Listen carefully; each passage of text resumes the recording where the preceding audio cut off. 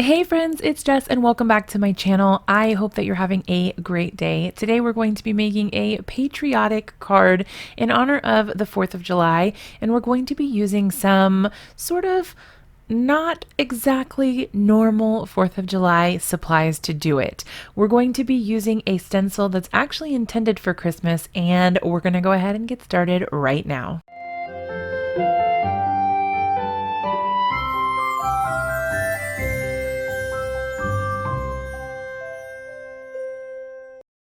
To get started with our card today, we're going to be grabbing the Frostbite stencil. Now, this is a stencil that was originally designed to look like a snowflake.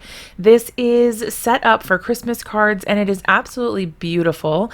I love that it doesn't have a square edge so that you are able to really get creative with your designs and how you're using the stencil.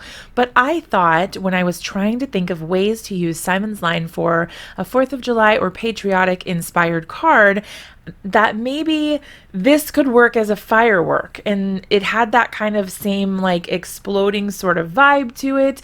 And I am glad that I chose this one because I think it turned out really, really gorgeous.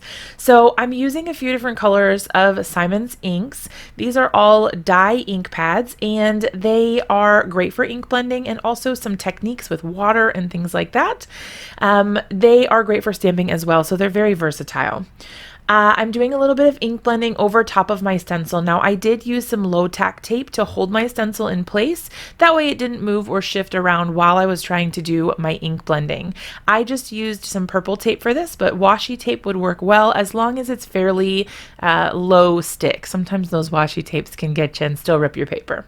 So the four colors that I'm using are Breakup Blue, Midnight Snack, Bee Sting, and Game Over. And I think that this color combination is absolutely perfect. I love how I got a lighter and a darker of each color so that you could really get a more sort of depth to the card and to the ink blending than if you had just used two colors. I'm going ahead and trimming down my card panel so I can actually get two cards out of one with this. You can save the background for something else for later, or you can go ahead and make two cards at once. It's totally up to you.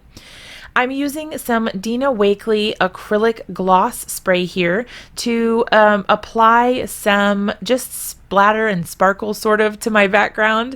I'm using two colors, and once I got my blue on there, I added some white. This is probably my favorite and my most used of the acrylic gloss sprays, just because it's so nice to put on a project, especially when you're going for a mixed media look or something kind of elegant with that splatter. It just looks really nice. I'm cleaning up my work surface so that I don't get my splatter on any other parts of my project, and then I decided to kind of spice things up a little bit, and instead of doing a heat embossed sentiment like I normally would, I went ahead and grabbed these Tim Holtz Idea-ology sticker sheets. Now you can get these in different sizes. Sometimes they have like little small stickers, sometimes they have larger stickers, sometimes they're actually whole quotes. It just depends on which one you get. The ones that I'm using are, I think, called Big Chat and Chitchat, and they are super cute and full of awesome words that you can use for things like this on cards or art journals and all sorts of stuff like that.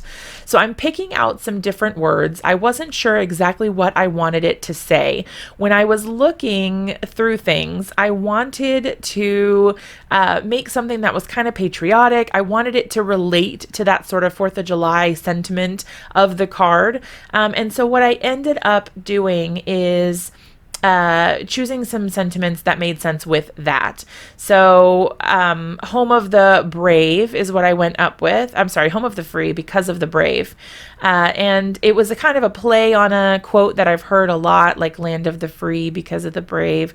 And so I thought, well, this could work for that. So Home of the Free because of the brave. And I thought that that made it a perfect little 4th of July card. This would be great for Memorial Day as well.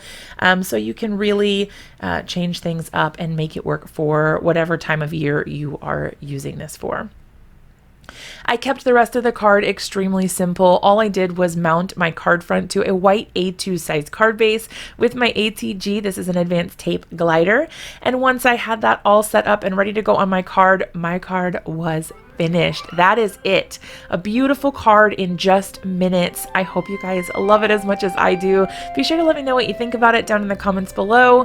Thanks so much for watching, and I'll see you guys in another video really soon.